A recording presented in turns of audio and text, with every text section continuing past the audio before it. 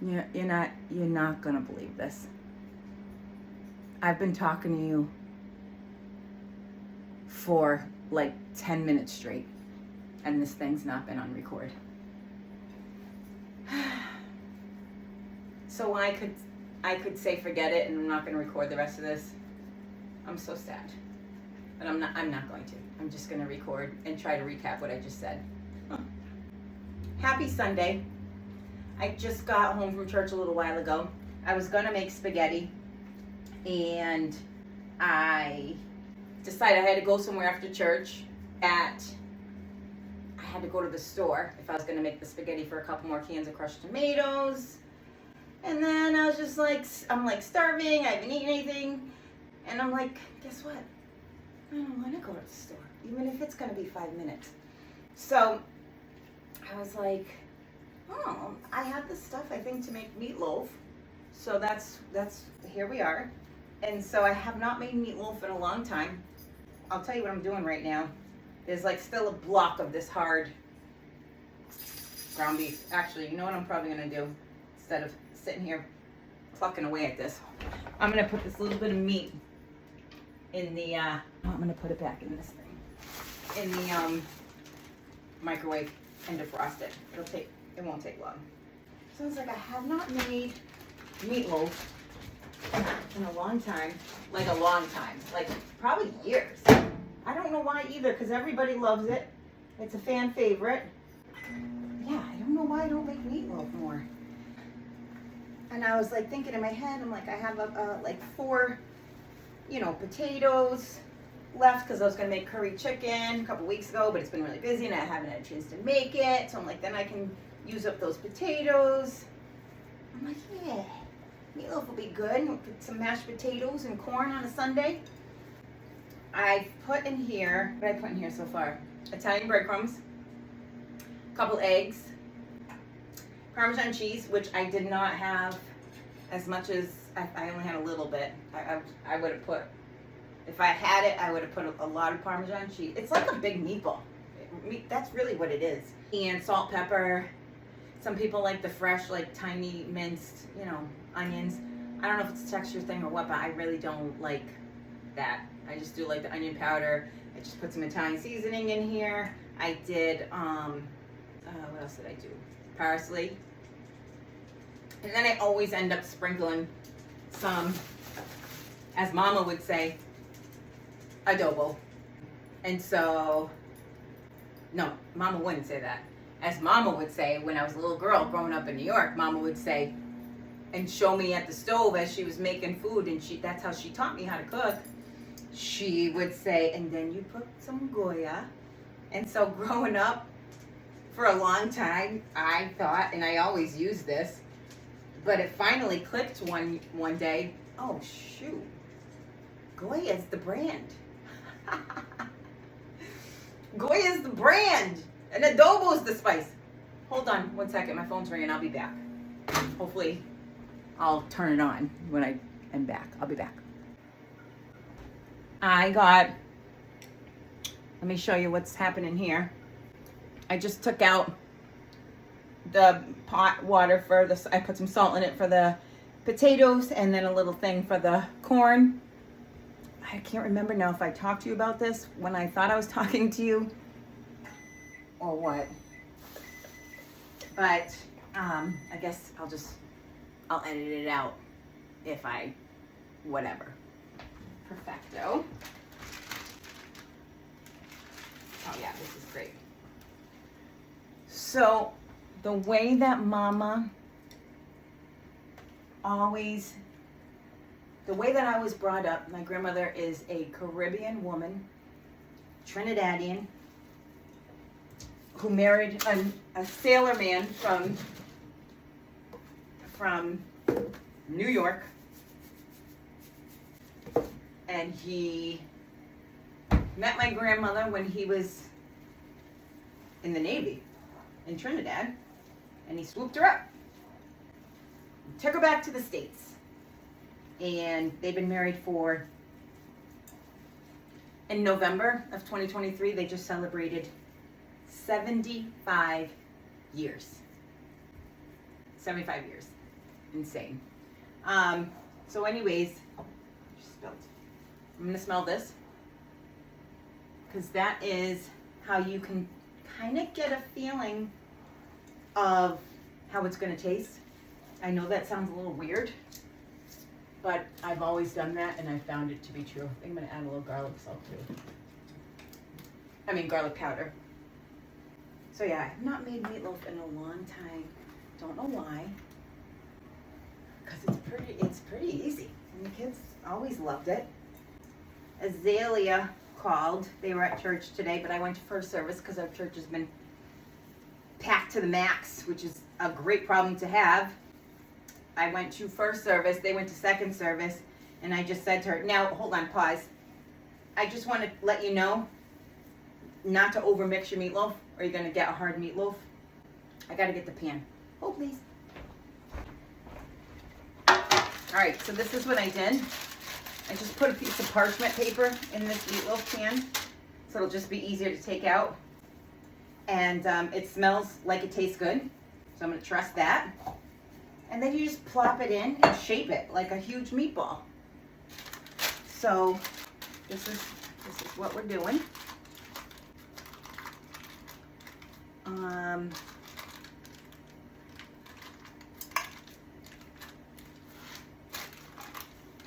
What am I saying? What am I talking about? Oh, so I said to Azalea, you know, you guys can come over for dinner, but I only got 4 potatoes and I want there to be enough mashed potatoes. So Britt's gonna make some mashed potatoes at her house too, and bring that over so we have enough. Because I only got 4 potatoes. I was gonna make curry chicken. Again, I don't know if I said this or what, but I was gonna make curry chicken a couple weeks ago and it's been so busy. It's been great, it's been an adventure. This whole year's been an adventure. But I never got around to making that curry. So I'm like, that's good to me, because then we don't have to waste those potatoes. Okay, this looks beauteous. So this is what it looks like. So oops, I thought I turned the oven on too. Am I losing my mind? So that stinks, because I really thought I turned this on too. So I'm gonna put this in here, but I'm not gonna start the timer until this is actually preheated. Now I know I told you in another video, oh, hold on, there's a big piece of ground beef. We cannot be wasting that. Another thing Mama always said was waste not, want not. So, I know I told you in a previous video that it didn't matter if we waited till, I think it was like French fries or tater tots, till it preheated. But for this it does, because we're cooking meat. Even though sometimes it doesn't still, even if I am cooking meat. It just depends on the situation. Let me wash this hand. Cut up these potatoes. And then I'm going to cut up some cheese and crackers because I'm starving, like Marvin. And at this point, like I'm not gonna have like an actual meal when this only takes about an hour. I like to clean and cook too. By the way, I got my bag that I put the junk in. Put this back. I just like to do it like that. I've always done it. Get these potatoes ready. And then Britt's gonna come over with more potatoes so nobody has to feel like like everybody can eat potatoes till their heart's content. Mashed potatoes. And then when the meatloaf is done, I'm afraid I'm gonna cut my fingers for some reason. Kind of like near towards the end when the meatloaf is almost done, I'll put some ketchup on it so it gets nice and glazy and everything. Yeah, keeping it simple. Literally that's what I do. I just take, I'm thinking in my head as I'm saying this, Worcestershire sauce would be good in it and all this other stuff, but that's what I've always done. It's delicious. I'm gonna not recreate a meatloaf wheel. What else? Yep, and then I'll put the corn in the pot and then turn it on, like towards the end. The meatloaf's gonna take about an hour. to cook. So in that time, I'll make myself my little snack, whatever. And then I'm gonna speed up a lot of this because, I mean, you get the point. I'm just cutting potatoes. Church was fantastic today. We talked about hell.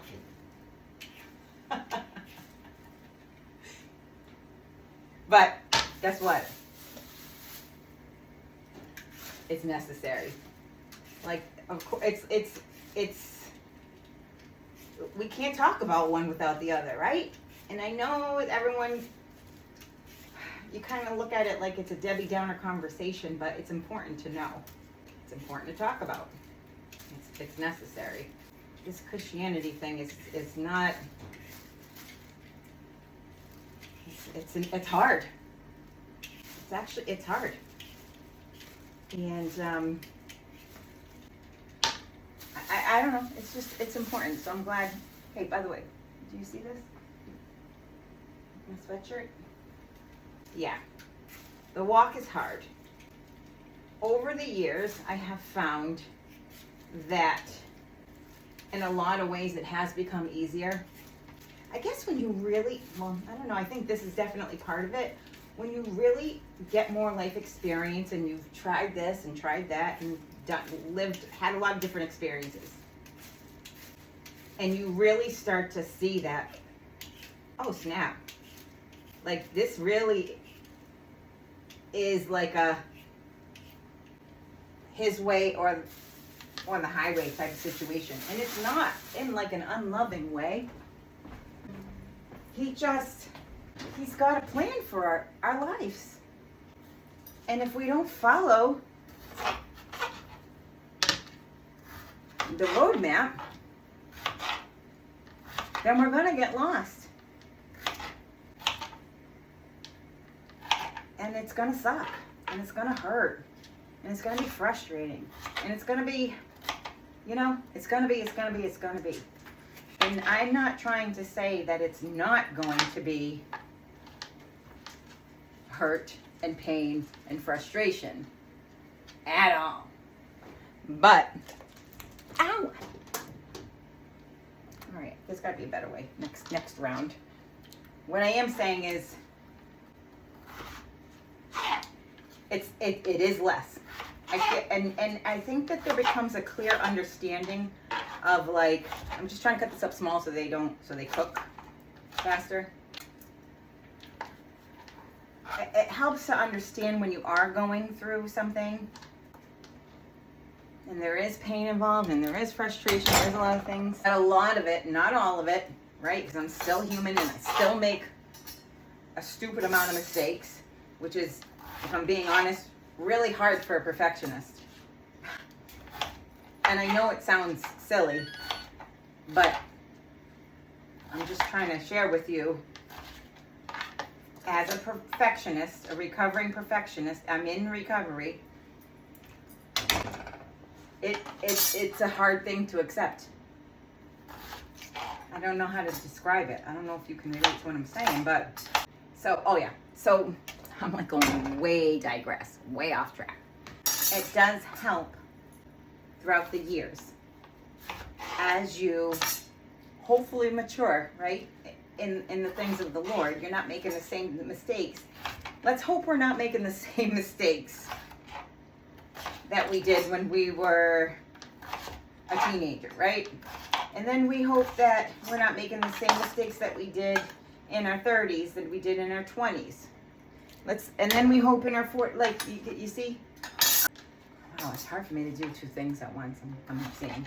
My point is I'm going to blame my extra cloudiness on lack of calories. And it's what time? 13:48. I don't know why this is a military time. 1:48. It helps to separate when you are going through the go-through. A lot of it's just as a result of a broken, fallen world. And that's just the way it is. A lot of it. A lot more than when you were in your 20s or whatever, 30s. I don't know. I'd love to have more of a conversation because I think that that's what it is. And that whole obedience thing really changes the game, right? When you decide to stop rebelling and you realize, oh, this really goes like this. If I want it my way, then I have to all the way have it my way, including the consequences. Or I can just trust my dad, even when I'm afraid, and just be obedient, one step at a time. And that's a process. But I'll tell you, as a Christian, life begins to make a lot more sense when you do surrender in that area. I'll never not say that. And I'm not saying it's about the whole perfectionism thing or works, because it's not at all. But I think as someone who still can struggle with perfectionism and works, and if I'm a good girl today, my dad will be proud of me. Oh, I was bad today. That type of thing, which I've done for years and years and years, but through therapy and through revelation, through his word, and through prayer, I'm learning more and more each day that it's in the receiving his love has to do with, or let's put it this way, receiving his love has nothing to do with me.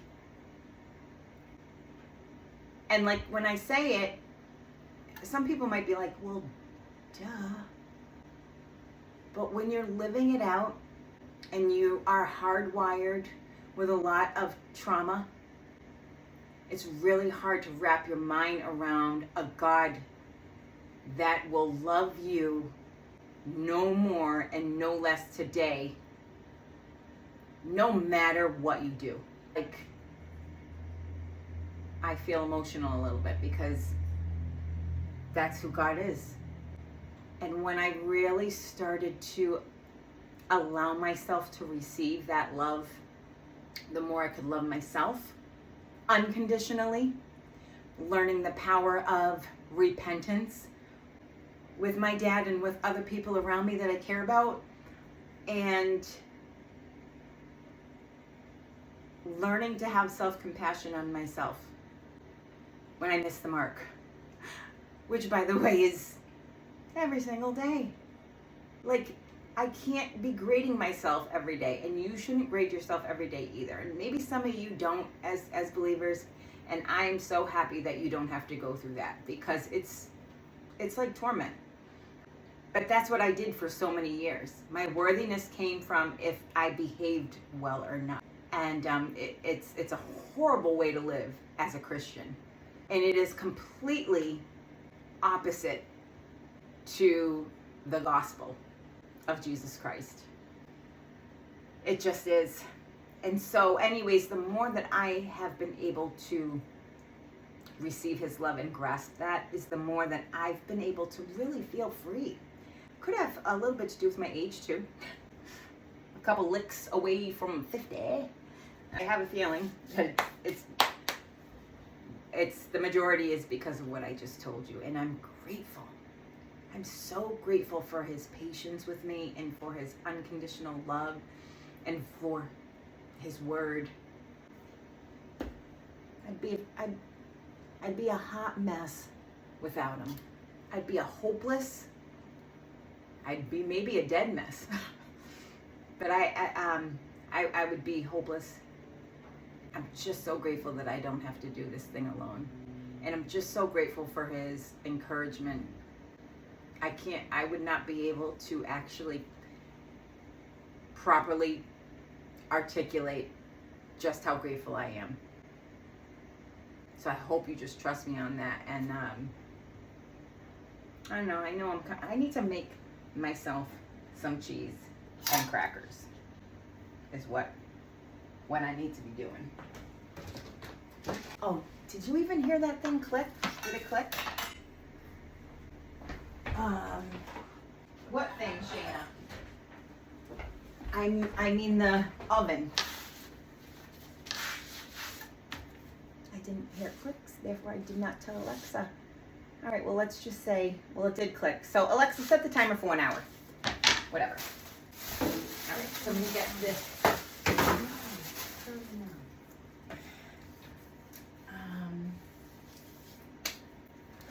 Get this corn ready.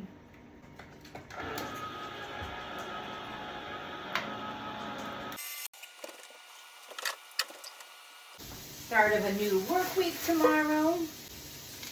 My new position is going well, but I will say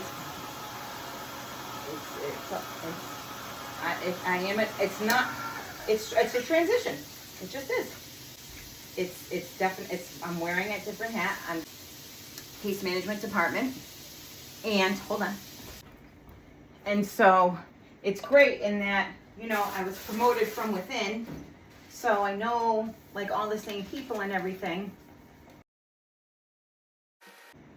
I do a little bit of adobo and like a pad.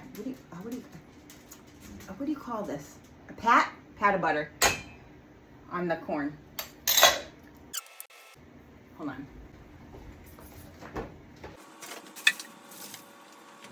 I'm gonna do a little more salt in this potato water. Make sure that the flavors. What was I saying?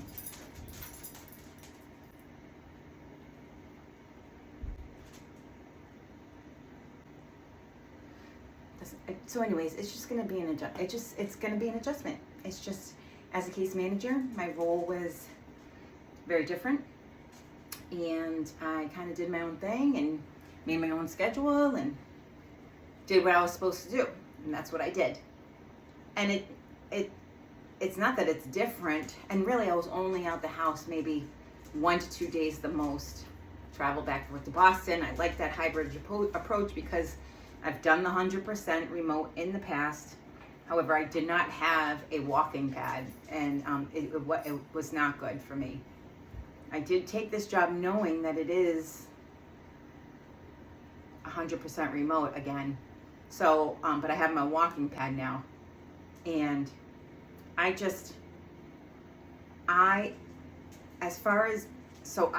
paying attention to detail is something I do without having to try to do. Maybe it's the Asian in me. How racist. But I don't know why God made me this way. So,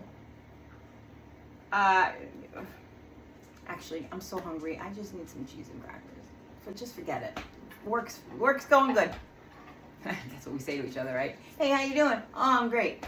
Work is going. I'm not saying it's not going good. I could tell you a story that's only supposed to be 5 minutes, and it's gonna be an hour, and I'm hungry, and I'm getting hangry now.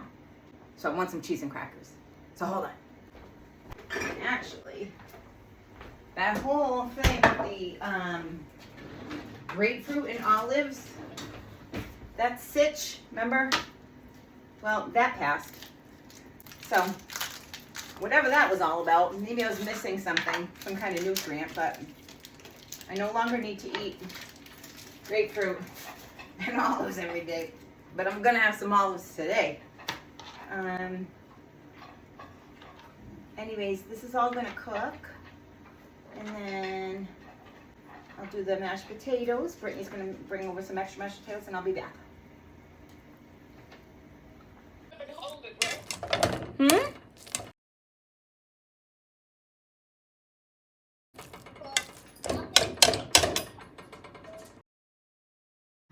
Oh, that's how you do it. You gotta put it right on the top. That's right.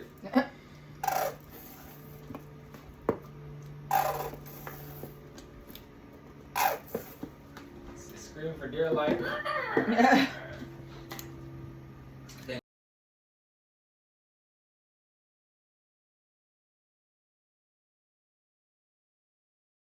About respect, right? So respect the fact that your sister doesn't want you on her right now. But if you want to hug, hey.